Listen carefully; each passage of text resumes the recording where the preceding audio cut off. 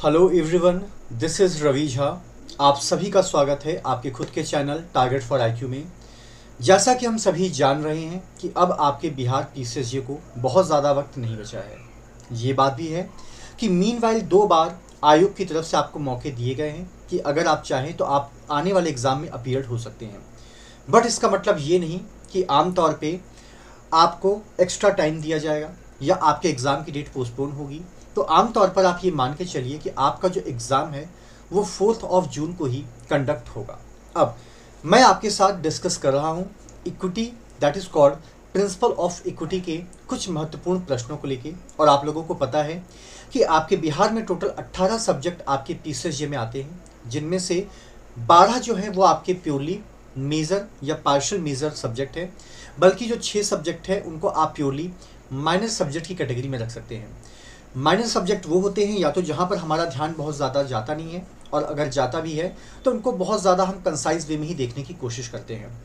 तो इसीलिए मैं तो आपको ये सजेस्ट करूँगा कि जितने भी आपके माइनर लॉज हैं उनसे रिलेटेड जितने भी एमसीक्यू आपको देखने को मिलते हैं उन सभी को ज़रूर आप याद कर लीजिए, सॉल्व कर लीजिए।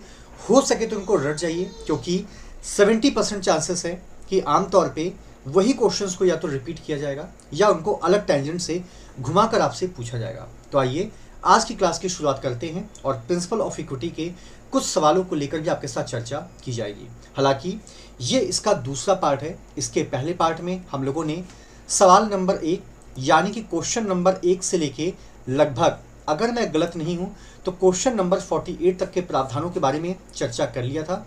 अब आज की क्लास में हम लोग क्वेश्चन नंबर 49 ऑनवर्ड्स देखेंगे कि कहाँ पर किस बारे में आपसे पूछा जा रहा है। अब यहाँ पे अगर हम लोग सवाल नंबर 49 को देखते हैं तो ये बात करता है कि which principle of equity is concern with ensuring that the cost and benefit of decisions are distributed fairly. तो यहाँ पे अगर आप इसके सही विकल्प को देखते हैं तो ये बात करता है प्रोपोर्शनैलिटी के कंटेक्स्ट में। उसके बाद अगला सवाल है आपका कि which principle of equity is concern with ensuring that the people are treated based on their unique circumstances and the need, और इसका मतलब है आपके फेयरनेस के बारे में। उसके बाद आपका अगला सवाल है कि which of the following statement based describe the principle of equity, और जब हम इसको देखते हैं तो ये आपको देखने को मिलता है the principle of equity is based on treating everyone according to their needs। उसके बाद अगर हम लोग सवाल नंबर 52 की बात करते हैं तो ये पूछता है कि which of the following is an example of the principle of equity in action. और जब यहाँ पे सवाल एक्शन की बात की जाती है तो ये बात करता है कि a government providing free health care to all citizens regardless of their income. उसके बाद क्वेश्चन नंबर 53 आपका बात करता है कि which of the following is a key factor in determining what is equitable, और जब हम इसको देखते हैं तो यह आपको देखने को मिलता है फेयरनेस के रूप में। उसके बाद अगला सवाल है आपका कि which of the following statement best describe the relationship between the equity and the equality, और इसका सही जवाब आपको देखने को मिलता है equality is a subset of the equity. उसके बाद अगला सवाल है आपका कि which of the following in as example of the equitable distribution of the resources, और जब हम इसको देखते हैं तो ये बात करता है कि giving more money to those who are in a greater need.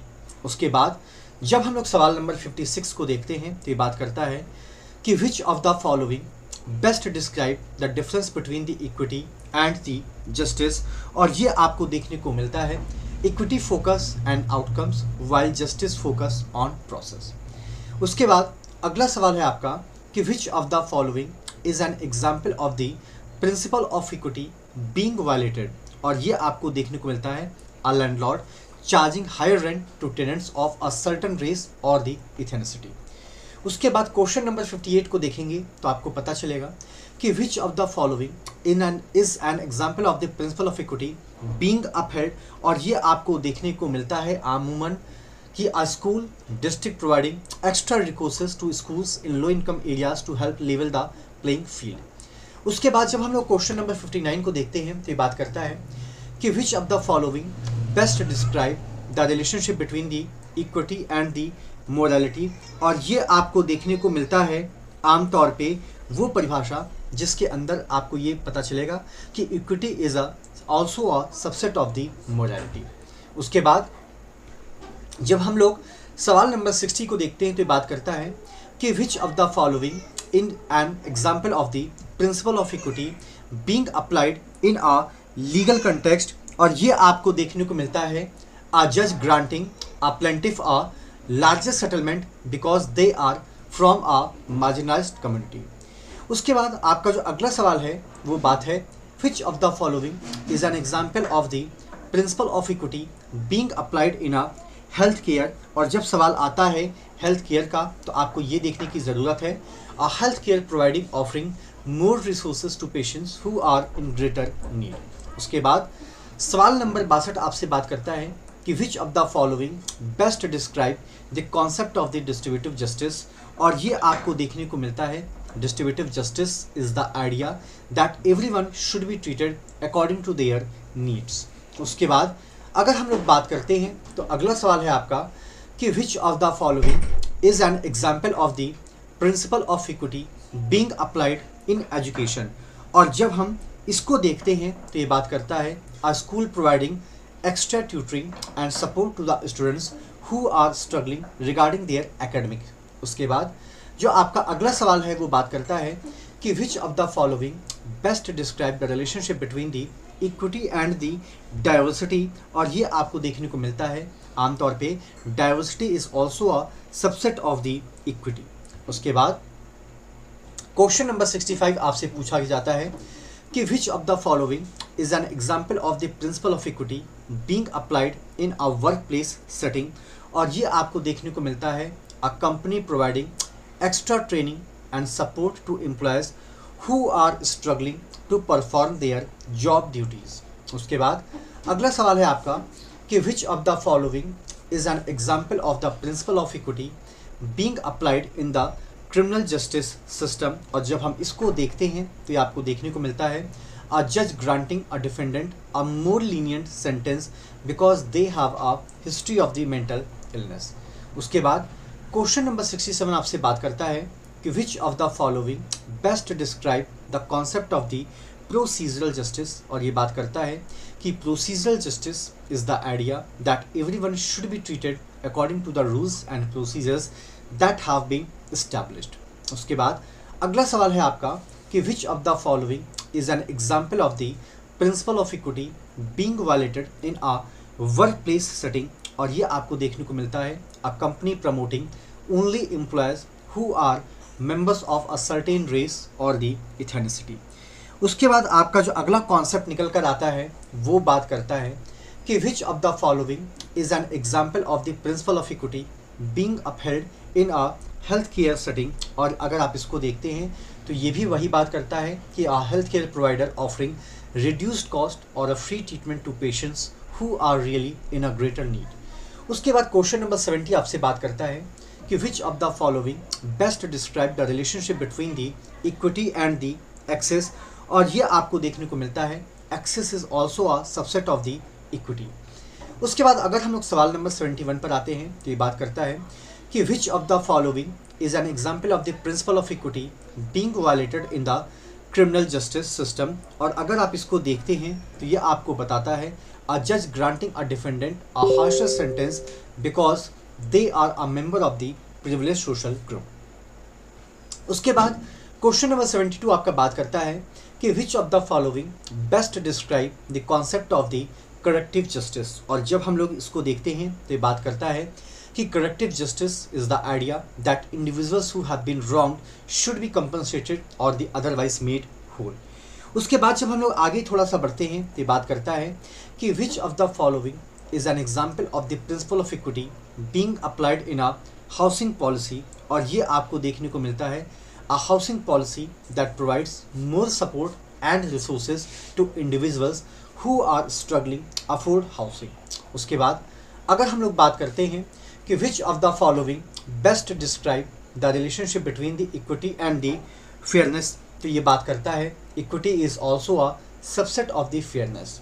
उसके बाद क्वेश्चन नंबर 75 की बात करें तो ये बात करता है कि which of the following is an example of the principle of equity being violated in an educational setting. और जब हम इसको देखते हैं तो ये बात करता है a school offering more advance classes only to a student from affluent families. उसके बाद सवाल नंबर 76 आपका बात करता है कि which of the following is an example of the principle of equity being upheld in a work place setting. तो ये बात करता है a company providing extra support and resources to employees who are struggling to perform their job duties. उसके बाद question number 77 की बात करें तो ये पूछता है कि which of the following best describe the concept of the distributive justice. और जब हम इसको देखते हैं तो ये बात करता है distributive justice is the idea that resources and benefits should be distributed Fairlie among the individuals और द ग्रुप्स। उसके बाद सवाल नंबर 78 आपका बात करता है कि which of the following is an example of the principle of equity being violated in a health care system. तो जब बात आती है हेल्थ केयर की तो फिर से यहाँ पर इसी बात का जिक्र किया जाता है a hospital providing preferential treatment to patients who have private health insurance. उसके बाद अगला सवाल है आपका कि which of the following best describe the relationship between the equity and the equality. तो आमतौर पे यहाँ पे आपसे एक डिफरेंस के बारे में चर्चा की जा रही है और उस डिफरेंस में आपको एक बार फिर से नज़र आता है कि equality is also a subset of the equity. अब यहाँ पे अगर हम लोग सवाल नंबर 80 को देखते हैं तो बात करता है कि which of the following is an example of the principle of equity being upheld in a criminal justice system. अगर हम इसको देखें तो यह आपको देखने को मिलता है अ जज granting bail to a defendant who has a history of substance abuse. उसके बाद अगर हम लोग क्वेश्चन नंबर 81 को देखते हैं तो बात करता है कि which of the following is an example of the principle of equity being violated in an employment setting. और ये आपकी बात करता है a company providing extra training and development opportunities only to employees who have been with the company for a certain length of time. उसके बाद अगर हम लोग क्वेश्चन नंबर 82 की बात करते हैं तो वो बात करता है कि which of the following best describe the concept of the procedural justice. और ये बात करता है procedural justice is the idea that process use to make decision should be fair and the impartial. उसके बाद अगला सवाल है आपका कि which of the following is an example of the principle of equity being upheld in a tax policy. और जब इसको लेकर बात की जाती है तो इसका सही जवाब आपको देखने को मिलता है अ tax policy that imposes high tax rates on individuals who have accumulated significant wealth. उसके बाद आपका जो अगला सवाल है वो बात करता है which of the following is an example of the principle of equity being violated as a social welfare policy. और जब सोशल वेलफेयर पॉलिसी का सवाल आता है तो सही जवाब आपको देखने को मिलता है a social welfare policy that restricts the access to the benefits based on race or the ethnicity. उसके बाद क्वेश्चन नंबर 85 आपसे बात करता है कि which of the following best describe the relationship between the equity and the justice. और ये बात करता है equity is a subject of a justice. उसके बाद अगला सवाल है आपका कि which of the following is not a principal of equity. और ये बात करता है मैक्सिमाइजेशन ऑफ द प्रॉफिट के बारे में। उसके बाद क्वेश्चन नंबर 87 की बात करते हैं तो विच principle of equity suggest that resources should be distributed in according with the individual needs. और ये अगर हम देखें तो नीड बेस्ड डिस्ट्रीब्यूशन। उसके बाद यहाँ पे अगर हम लोग बात करते हैं कि which of the following statement best describe the principle of fairness. तो ये बात करता है कि everyone should have an equal opportunity to succeed. उसके बाद अगर हम लोग बात करते हैं कि which of the following is an example of the principle of equal treatment. तो यह आपको देखने को मिलता है treating all individuals the same regardless of their circumstances. उसके बाद अगर हम लोग बात करें कि which principle of equity suggest that individuals should receive resources in proportion to their contribution. तो ये आपको देखने को मिलता है कॉन्ट्रीब्यूशन के ही कंटेक्स्ट में। उसके बाद सवाल नंबर 91 आपसे बात करता है कि which principle of equity would most likely support affirmative actions policies to address historical inequalities. और ये आपको देखने को मिलता है नीड बेस्ड डिस्ट्रीब्यूशन के बारे में। उसके बाद अगला सवाल है आपका कि which of the following is an example of the principle of the contribution. और ये आपको देखने को मिलता है giving more resources to individuals who have made significant contribution to our society. इसके बाद क्वेश्चन नंबर 93 की बात करें तो ये बात करता है कि which principle of equity would most likely support progressive taxation where individuals with higher incomes pay a higher percentage of the tax, और ये आपको देखने को मिलता है नीड बेस्ड डिस्ट्रीब्यूशन के अंतर्गत। उसके बाद सवाल नंबर 94 आपका बात करता है कि which of the following is an example of the principle of equal treatment, और ये आपको देखने को मिलता है treating all individuals the same under the law. उसके बाद अगला सवाल है आपका कि which principle of equity would most likely to support a system of universal basic income where all individuals receive a set of amount money regardless of their income और the employment status, और ये आपको देखने को मिलता है फिर से नीड बेस्ड डिस्ट्रीब्यूशन सिस्टम के अंतर्गत। उसके बाद अगला सवाल है आपका कि which principle of equity would most likely to support policies that aim to reduce income inequality such as minimum wages laws and the progressive taxation, और ये बात करता है फेयरनेस को बारे में।